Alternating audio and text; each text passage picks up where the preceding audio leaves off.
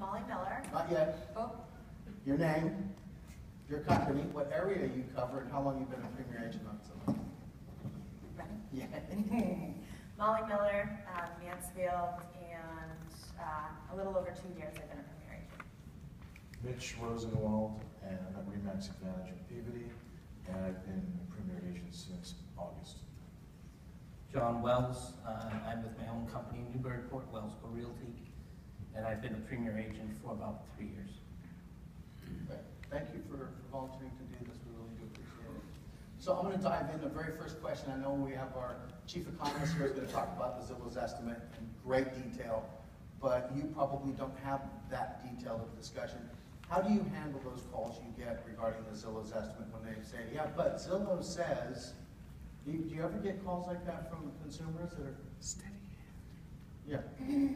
I always explain that Zillow uses, it's just an estimate, and that they use comps, they use different sources, comps, assessed value, and different sources, public record information, and then they take an average. And so like I learned last week, it's within 8% typically.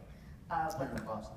Yes, here in Boston, of what the property's really worth. But I'd be more than happy to, provide you with the market analysis of your home. It usually goes from there. Do you find that it creates an opportunity to... Huge opportunity. Are you able to actually convert those people into appointments? Absolutely. I have about 9 listings coming on just from Zillow leads. It's nice. it's amazing. Yeah, I find it's a real springboard to engage them in dialogue and educate them on what estimates are, and then turn them into clients and find out what they're really looking to do. And also in every town on the Zillow page, it actually will tell you what their estimates are off by. I think each town's a little different. So if you can go ahead and validate that number for them, then they realize that you actually do know more than than what they're viewing. So you're using that data accuracy Yeah, tool? yeah. It's a way to validate what they're seeing. And right now, I think that the customer has so much information to them that really we need to then take it and translate and educate it more than we ever have, as we always do. Chad had mentioned 157 homes are viewed per second on the Zillow app using a mobile device, which means before I can even ask you the question, 1,000 homes have already been looked at. How important do you feel it is to respond quickly, and how quickly should you be responding to any online contact you get? That's really key. I try to respond within 5 minutes. What I usually do, and I'm always worried that I'm losing time by doing it, is I look up the property or whatever they're referring to, whether it's a property they want to sell or a property they're interested in buying, and make sure I know what I'm talking about when I call them. But even that little time thing can blow, can mess it up for you. Yeah, I tend to call immediately as I'm calling. I'm actually looking it up, and if you're looking at it even on Zillow, where it gives you the opportunity, you at least grab a quick visual of what you're doing, Sure. and you get work your way through it. So would you say under 5 minutes? I'd say 3 minutes. You get like 3 3 minutes. minutes, man. I think if you're going to invest in Zillow, you have to dedicate yourself to responding to those leads immediately, and that's where you get the business. So you recommend those agents that have the voicemails that say I return my calls between 9 and 10 a.m. or 4 and 5 Forget p.m.? about it. Forget it. It's not Get rid gonna of that? Yeah, Yeah, absolutely. I mean, I've had countless times where people have said, "Oh my God, I just hit the return button," or they say, "I've actually emailed 4 other agents, Right. and you're the only, at first and only, who's responded." Or I get voicemail.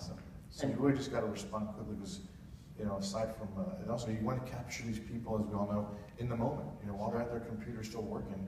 But if you get them when they walk away and they're driving their kids to school, not that you're done, but you're gonna. Yeah, I had an agent, we just came from Providence, and the agent told me in the hall out, in the lobby, that when they get a call that says the caller has hung up or they don't leave a voicemail message, they're certain, he said, I'm certain that's a Zillow lead. And they're sitting in front of the house because they're calling from mobile, so that's a great tip. Let's talk about reviews.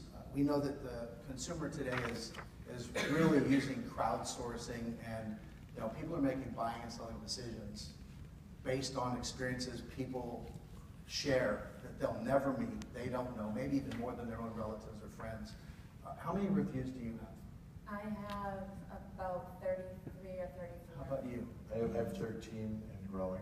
And how about you, John? 42, that's amazing in a short time to put that together. You know, what I had said to a woman I met getting a coffee was, you know, I transitioned. I was in the film business for 22 years before I got into real estate. I've had my license since 2004. But, you know, if you go to my LinkedIn account, I got recommendations that are incredible.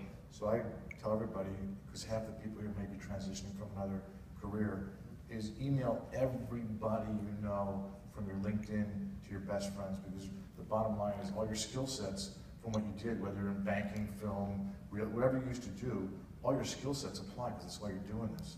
So even though when that person reads your review and it says, well, I haven't worked with Mitch in real estate, but you know, when I worked with him in film, you know, he's a top producer and blah, blah, blah. It starts to paint a picture, and then people know who you are as a person.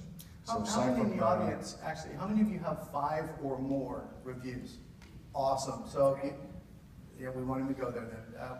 5 or more reviews, we've found statistically that if you have 5 or more reviews and you show up next to the agent that has no reviews, you're going to get twice as many contacts as that agent.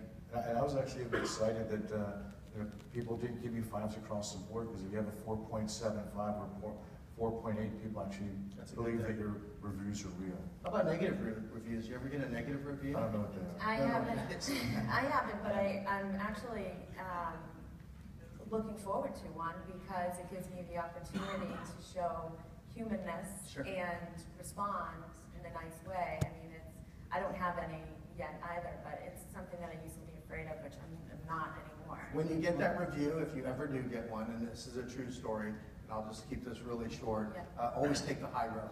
Yeah. We had one gentleman that the review came in and he flagged it. He wanted it reviewed or removed from his profile. And the review said that this agent never called me back 3 times, didn't show up for the open house. I would never recommend this agent. And so the agent asked us to remove the review. And we said, well, is this true? He said, well, yeah, it's true. And we said, we can't remove the review if that's what happened. And then he told us what happened. So we asked him to reply. So you should always respond to every review. But what he responded with was, no matter what I say, would be an excuse. But the truth is, I was in a coma, I had a heart attack, and I was in a local hospital. I'm so sorry, what can I do to make it up to you? And that review response gets him more business than the actual people seeing the 1-star. Yep. And like you said, we can respond to every single review. comes in, and that's a good thing to do too. One thing I'll add about reviews is the more you have, I can't tell you how many inquiries I get, messages, personal messages on my profile, people saying that they've read my reviews and they're looking for a buyer's agent, and it's already done. It's already a done deal because of the reviews. So it happens a lot. Yeah, people do. We know they make these buying and selling decisions based on what others experience. Right. And it's always better, I think, for someone else to sell you Yeah, No, absolutely. than you to try And to I sell. even, you know, when I'm talking to somebody, I invite them to look at my reviews. Yeah. You know, So let me ask you this. because you're going to because I want to think learn this is about your important. people's your name. You know. When, in order to get a review, you have to have a customer. So I think the business is really about, you have to have contacts. That's what you're doing on Zillow, is getting the contacts, you're building the appointment, the relationship, and converting them to a transaction. What does that look like? I mean, what happens, just walk me through one of you, when you get a contact, says you just received a contact from Zillow, what is the process to where you're actually face-to-face? Go ahead. Basically, I call them immediately, I talk to them about what they want. Often you don't get them on the phone when you call. Maybe I guess 1 out of 3 you get who actually answers the phone. I immediately send them an email. I also send them something I use locally called MLS Property Finder to send them listings. I sign them up for that based upon what they have. My email is a friendly introductory email asking to get together with them. In any case, the objective is to get an appointment as soon as possible. And then, by the way, all my emails include a link to my reviews on Zillow in my signature, which I find very I also immediately put them on a drip campaign through Zillow. So you're using the sales search or the market or both? Yeah, I'll use both. I drip them so that they see my presence. Yeah. So do you put them in a system where you just call them back, and if there's no interaction, you just drop them, or do you put them in a bucket? I mean, how do you actually manage that person going forward? I start with the MLS Property Finder, which sends them, and I'm watching if they're paying attention. If they're not responding to me at all, and they're not looking at MLS Property Finder, then... Is that like your CRM, your contact relation manager? No, that's really a of listings as they come on the market. Do you have a CRM? I think because we're in the information age, that it's important to have a software system like a CRM, which I'm in the process of setting up one that can, do different things more so than, other software systems. You gotta find the one that works. Yeah, the one that works, and the co-lender that I market with, he has the same software, and it makes the process, flow so much better, and so, they kind of pick up the crumbs, so to speak. We can both target those leads that aren't responding. We can both, keep in touch with them. Sure. And with Zillow's Tech Connect, which you'll all hear about a little bit later, you can now have anything that comes through Zillow or through your Premier Agent websites go directly to your CRM of choice. It's kind of an open sourcing product that Zillow will talk about later in the agent tools. I want to open questions to the audience in just a second. Is there something that you could, what is the one thing you could share as far as what you've been doing as long as you've been doing this on Zillow? Is there a tip you could give folks that's really worked out for you that might be different or unique, or like whether it's past sales or? I would just treat every lead as a lead and not judge it by what it may look like, when it comes through. Because a lead can turn into so many different things. It's a person, it's a relationship, and you're helping that person, So Right. the more humanness you can bring to it, the better off, I think. So I refer to them as contacts. Right. More than I call them leads. Yep. When I was growing up, a lead was something Dano got on a crime scene. Book them, we got a lead on this murder case, and so I don't want to be called the lead as a consumer. I just try my best when I talk to them not to be a salesman. I just try to become their friend first on the phone. Sure. And make them realize that it's a marathon. It's not a sprint. What we're doing here, and we just got to take our time to get through it. And I also really ask them what their dream is, and see if I can make their dream come true. And if you're not buying, Zillow, you should be buying at least 30% because it's worth every bit. One quick success story was I bought leads in Middleton. I bought 33%. Within 2 weeks, I got a phone call, and I have some exclusive buyer's agent for a woman who's spending $600,000 to $800,000 on building a home or buying a home. So, when do you actually solicit that review? Do you do I tend to right now. I tend to solicit when the deal's done, and I've had 2 people already say they're excited to write a review for me. I said, well, let's get to the finish line. Okay, so I write something. Maybe there's some value in having somebody write something midway through, but I'm confident that I'm going to close with them, and I think there might be a strong review as a result. I just want to mention that other people besides customers can write reviews too. Yeah, exactly. Your lender, your attorney, your closing attorney, all these people can contribute. One of the things that happens with a lot of calls is people do not understand buyer agent, seller agent.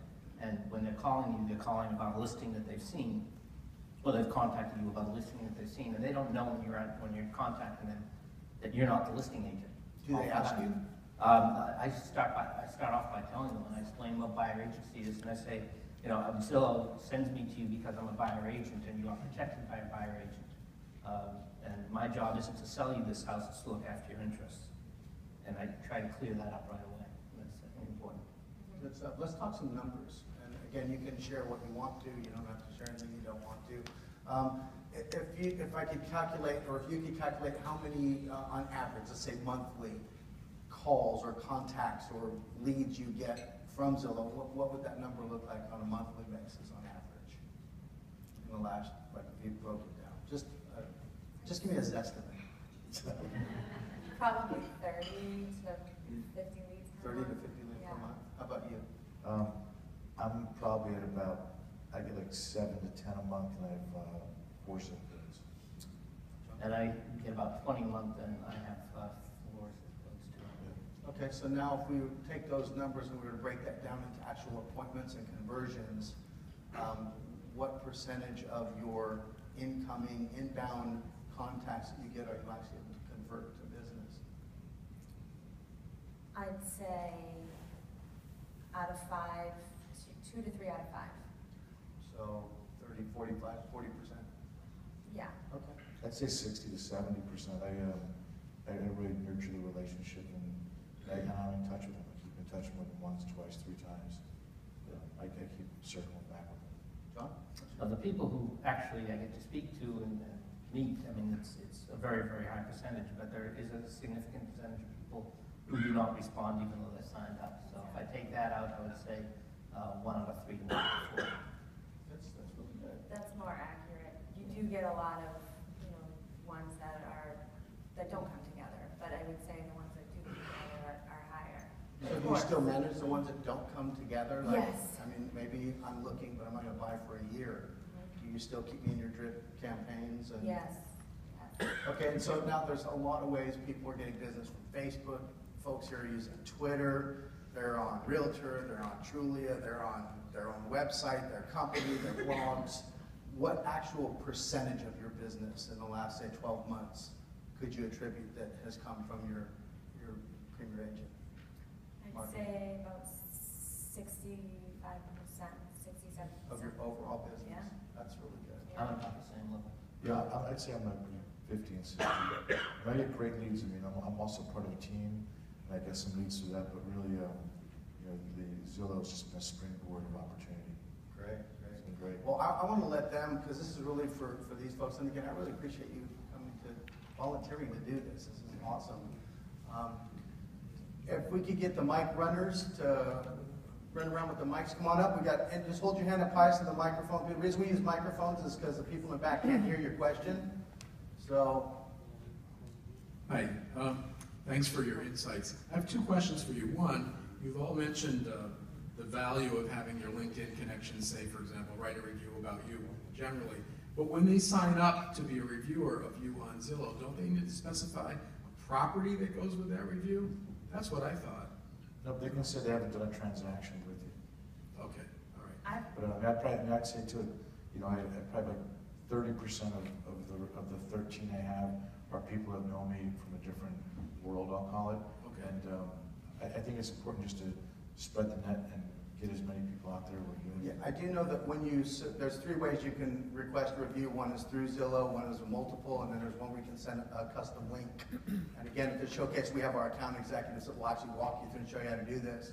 But the key is if you send a link, you can send that to anybody. Now on Zillow, if you send from Zillow, there's a pull down that says you don't have to just bought or sold a home. You could have helped an investor client get a renter.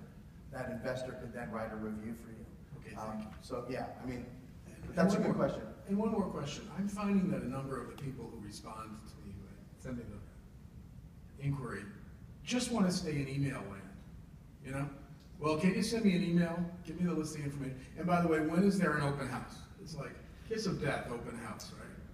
Now, how do you deal with the ping pongers who just Good want to question. chat? Yeah, I would say just go with it. Just be honest. Just give them the information that they want, and they're more than likely going. I had an email person lead come in last summer, and they wanted to see. It was a $550,000 house, and I just responded via email and said, "When do you want to see it?" And we showed it on Sunday, and it wasn't the house, but then we ended up buying another one.